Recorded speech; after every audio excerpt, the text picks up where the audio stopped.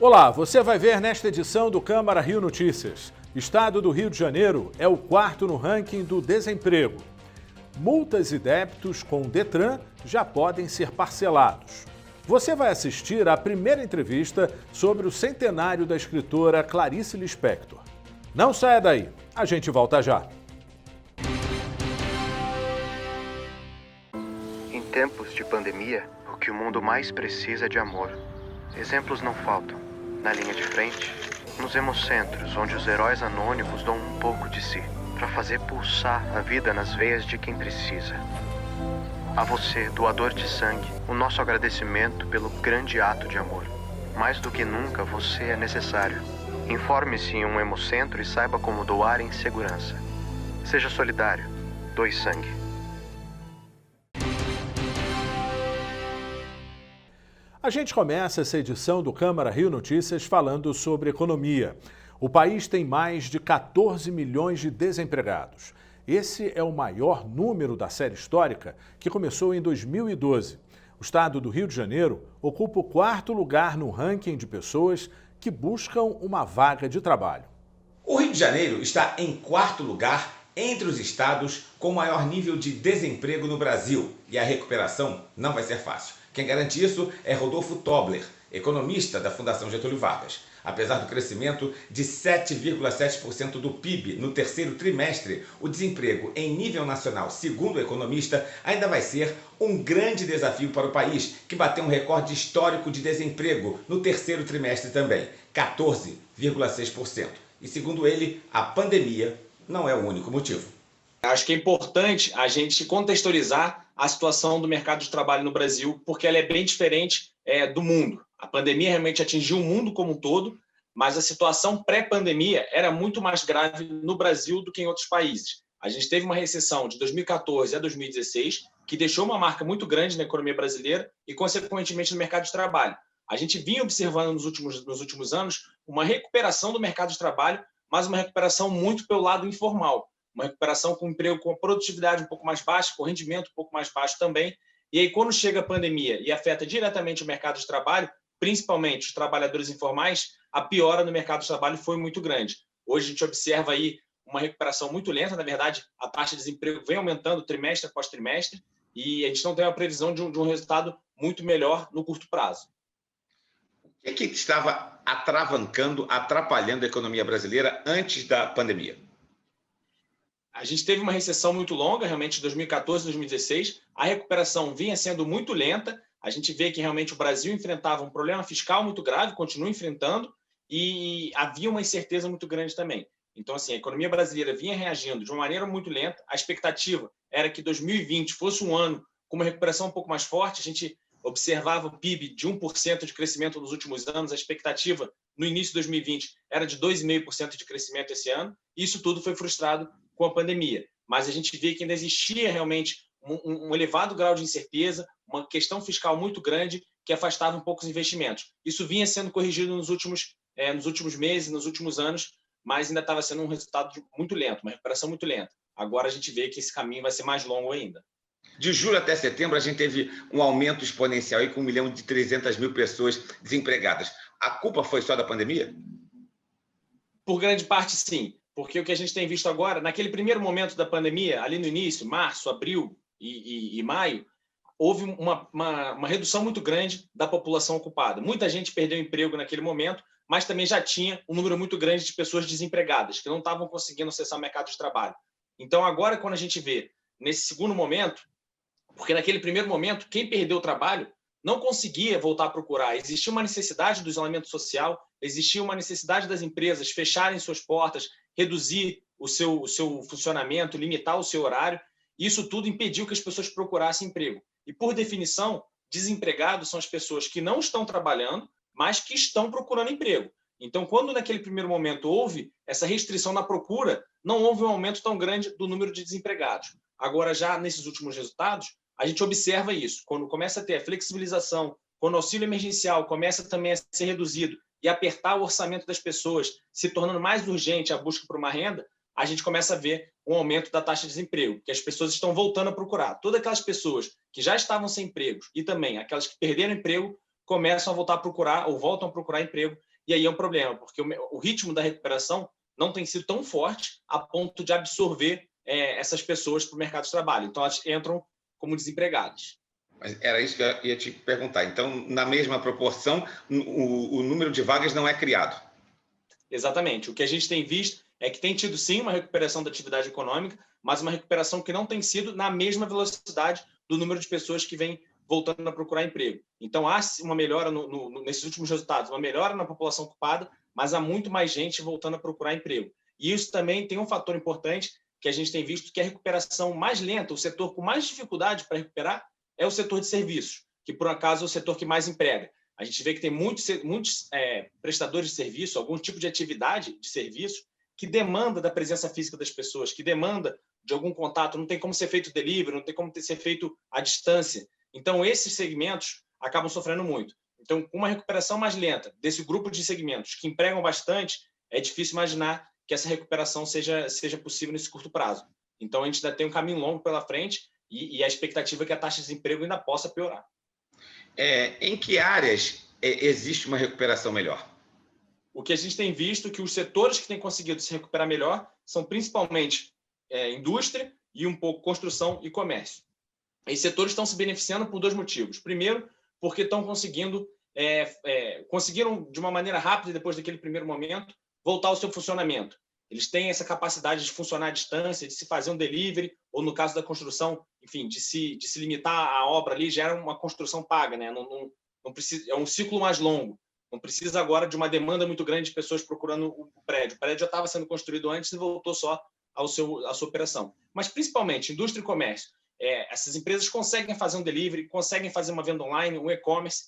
Por outro lado, os consumidores estão mais receosos em consumir alguns tipos de serviços e acabam substituindo esse consumo de serviços pelo consumo de bens, acelerando ainda mais a recuperação de comércio e da indústria. E, aliado a isso, também teve o auxílio emergencial. A gente pode imaginar que talvez R$600 não seja um valor tão grande, mas ele foi um valor muito abrangente, atingiu bastante pessoa, então bastante famílias. Então, na medida que as pessoas conseguiam, enfim, desafogar um pouco suas contas, equilibrar um pouquinho, elas voltam a consumir e estavam preferindo consumir bens do que serviços, pela necessidade de isolamento social, pelo medo do vírus, etc. O Rio está em quarto lugar entre os estados brasileiros com maior índice de desemprego. Por que motivo? O Rio tem esse ponto também que o período pré-pandemia já não era um período muito positivo. A gente vê que o Rio vem enfrentando muita dificuldade nos últimos anos e isso se reflete no mercado de trabalho. O mercado de trabalho do Rio já vinha com um resultado muito negativo e a pandemia acertou em cheio. Vale lembrar, o Rio também é muito focado em alguns setores, principalmente setor de serviços, atividades turísticas, que foram segmentos muito impactados nesse momento da pandemia.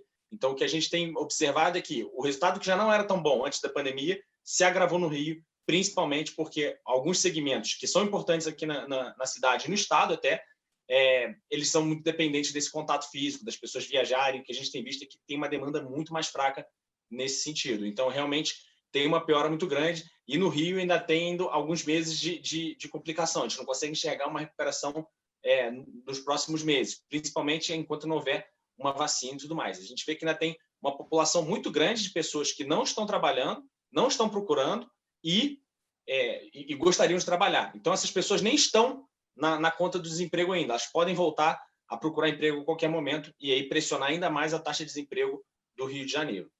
Prefeitura divulga calendário do IPTU para 2021. A Prefeitura do Rio divulgou o calendário do IPTU. Quem optar pelo pagamento da cota única tem até o dia 5 de fevereiro de 2021 para garantir 7% de desconto sobre o valor indicado no carnê. No mesmo dia, 5 de fevereiro, também vence a primeira cota para quem optar pelo parcelamento do imposto em até 10 vezes. Nesse caso, o contribuinte perde o direito do abatimento previsto na cota única. A Prefeitura não informou quando enviará as guias de cobrança. O prefeito eleito Eduardo Paes anunciou novos integrantes para a Prefeitura. No total, 16 secretários já foram anunciados. Mais 3 secretários foram anunciados. Na área da cultura, assume o diretor de teatro e promotor cultural Marcos Faustini. A pessoa consegue entender que essa cidade é a capital cultural do Brasil, que nós temos que protagonizar a cena cultural desse país, que tem uma cultura de periferia, que tem uma cultura que precisa ser olhada, atendida. A gente quer que a cultura seja, nesse primeiro momento, um importante indutor do crescimento econômico da cidade, da geração de empregos. Cristiano Beraldo será o novo secretário de Turismo. A gente precisa de uma política pública de turismo objetiva, focada, que possa explorar no limite esse potencial econômico da nossa cidade. A Rio Tour será comandada por Daniela Maia. De acordo com o prefeito eleito, ela vai ter como primeiro desafio a organização do Carnaval de 2021. A gente vai, se Deus quiser, em julho, realizar a maior festa da história do planeta, celebrando o Rio de Janeiro, celebrando a alegria, celebrando o Carnaval Carioca, essa manifestação cultural tão importante que também é uma força econômica da nossa cidade muito grande. O prefeito eleito Eduardo Paes ainda vai divulgar alguns nomes da sua equipe de secretários. Ele pretende fazer a primeira reunião de trabalho já no próximo domingo. Domingo a gente vai fazer a reunião de secretariado domingo, já para o pessoal ficar irritado comigo e aprender que serão 7 dias por semana, 24 horas por dia de trabalho para recuperar a nossa cidade. Eu tenho enorme orgulho da equipe que nós estamos montando. Quero repetir aqui, eu tenho tido total liberdade para montar meu time, as escolhas têm sido todas minhas, né? Tive pressão zero dos partidos aliados, pressão zero do meu partido, enfim, tenho tido muita compreensão dos meus aliados políticos, isso é muito importante, no sentido de que nós temos um desafio muito grande diante de nós. E você vai assistir no próximo bloco. Câmara Rio Notícias começa a exibir entrevistas sobre o centenário da escritora Clarice Lispector. Lives da Saúde, um programa no qual especialistas trazem informações atuais sobre práticas saudáveis durante o isolamento. Falaremos da importância da prática de exercícios físicos, dos cuidados no uso da máscara e de outros temas ligados ao combate ao coronavírus. Assista na Rio TV Câmara. As multas e débitos com o Detran já podem ser parcelados. Quem tem a informação é a repórter Mariana Rosadas. O Departamento Estadual de Trânsito do Rio de Janeiro vai aceitar o pagamento dividido em até 12 vezes sem juros no cartão de crédito, junto a empresas credenciadas pelo órgão. A medida foi divulgada nas portarias 5.850 e 5.897, ambas de 2020. Além das multas e da taxa de licenciamento, outros débitos dos veículos também poderão ser parcelados nas mesmas condições, como o IPVA e o seguro DPVAT. O parcelamento pode ser realizado pelo site do Detran ou pessoalmente em totens disponíveis em algumas unidades do departamento, como na sede na Avenida Presidente Vargas, 817, no centro do Rio. A operação chegou a ser autorizada no passado, mas havia sido suspensa. A retomada tem o objetivo de auxiliar financeiramente os cariocas e fluminenses neste período de pandemia. Já estão abertas as vagas para pré-matrícula na rede de ensino estadual. As inscrições devem ser feitas pelo site matriculafácil.rj.gov.br até o dia 22 de dezembro. O resultado sai no dia 30 de dezembro. A Secretaria de Educação prevê matrícula especial para os estudantes que terminaram o ensino médio este ano e desejam aprofundar o conteúdo em 2021. A Rio TV Câmara começa a apresentar a primeira de 2 entrevistas sobre a vida e a obra da escritora Clarice Lispector, que faria 100 anos em 2020. A repórter Simone Braga conversou com a escritora Nélida Pinhon. Em dezembro é celebrado o centenário de nascimento da escritora Clarice Lispector, que faleceu em 1977 aos 56 anos. Considerada uma das maiores escritoras do Brasil, ela foi romancista, contista, cronista, tradutora e jornalista. A celebração de Clarice Lispector ganha um significado especial por representar as valorizações da cultura, da educação, do conhecimento e da arte. E para falarmos sobre o centenário de Clarice Lispector, eu converso com a escritora Nélida Pinhon, grande amiga de Clarice. Dona Nélida, gostaria que a senhora, melhor pessoa impossível para nos falar aqui da importância do centenário da querida Clarice Lispector.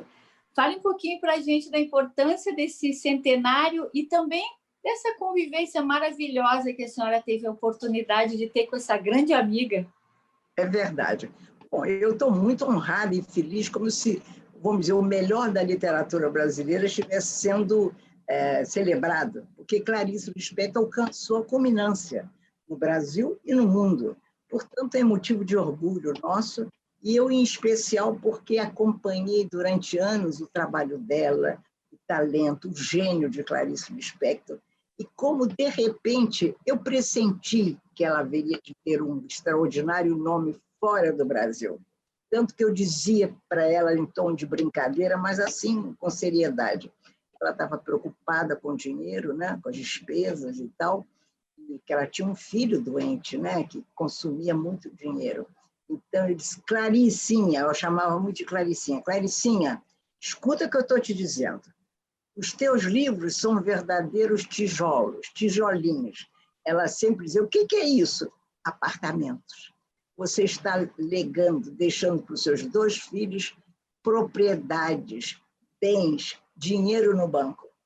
Já não, mas você vai ver como vai entrar dinheiro no cofrezinho de vocês. Efetivamente, Clarice foi começando a ganhar, e quando ela faleceu, a coisa foi enfim, evidenciando-se, né? E ela foi capaz, com o dinheiro dela, financiar o filho a vida inteira, até o final. Agora parece que ele faleceu. Portanto, ela, onde esteja, ela deve ter tido essa graça de Deus, de ter podido, com o esforço dela, com o trabalho, com a pena, com a mão, já nos últimos anos, depois do incêndio, com a mão penosa, a mão parecia muito afetada, muito sacrificada, fazer uma obra que foi, além de presentear o Brasil, regalou os filhos. E a amizade de vocês desde os 8 anos?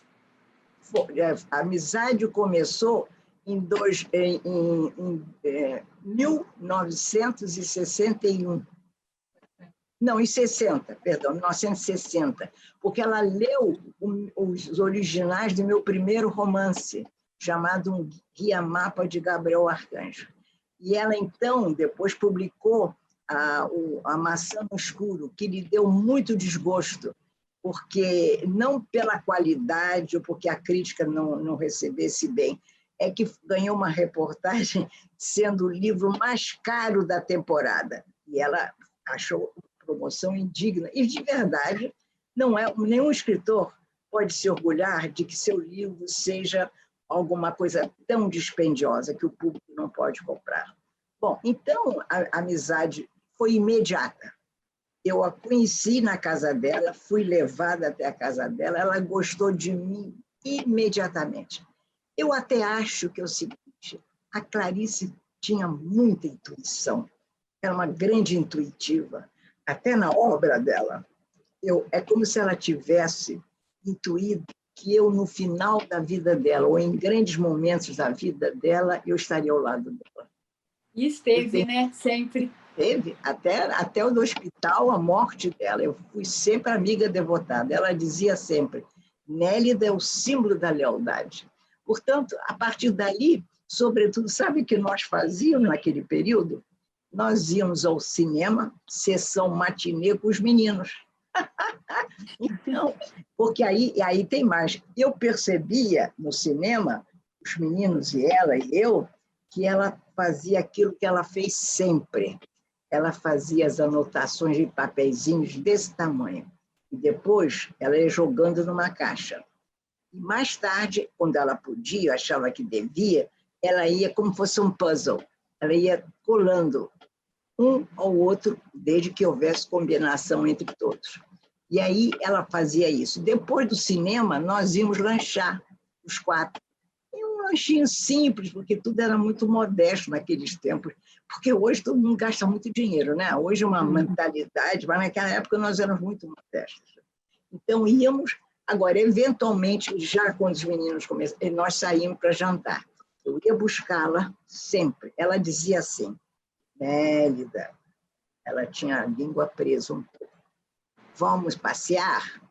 Eu nunca disse não para Clarice. Podia ter meus compromissos, minha vida afetiva, eu tentava, a não ser quando fosse um compromisso oficial, uma coisa assim, não, eu transferia tudo para mais tarde, porque o compromisso com ela não tardava muito. Ela marcava às 7 horas, vem me buscar os 6, lá ia eu buscá-la. E quando eu ia buscá-la, já então, sobretudo na Gustavo Sampaio, eu estacionava meu carrinho Volkswagen e sempre eu vivia a mesma emoção. Eu olhava para ela, porque ela era muito pontual, como eu. E ela estava apoiada no parapeito do prédio, era um parapeito de mármore branco, e eu ficava olhando para ela muito emocionada, ela olhando assim para o chão. Eu pensava, as pessoas não sabem quem é essa mulher, mas eu sabia. Então eu me emocionava. Exatamente. Né? Brasileiros que passavam pela calçada não davam a menor importância a ela. Eu então sempre dizia, oi, ia buscar, oi, Claricinha, vamos? Abria a porta para ela, ela sentava. Logo no início da viagem, ela ficava um pouco fechada, porque ela esperava, viu, que eu a animasse. Eu sou uma mulher animada, tenho um lado mundano, um lado maravilhosamente frívolo, no bom sentido, gosto dos amigos, gosto de saber das coisas. Então, eu começava a contar coisas para ela. Aí ela se animava. Eu conseguia trazê-la para a vida, para a rotina da vida, para o cotidiano. E ela adorava. Íamos sempre pela praia, Avenida Atlântica. Quando estávamos chegando mais adiante, elas estou com fome. Aí íamos comer alguma coisinha, sempre num restaurante simples, como uma pizza, sempre uma coisa assim. E aí ela ganhava vida. Eu acho que quando a Clarice comia e se alimentava, ela acreditava no fervor, na eficácia da comida. A comida restabelece as suas forças, dá-lhe energias. Então, ela achava que a vida dela ia se melhorar. Os amores, a vida íntima dela ia melhorar, entendeu?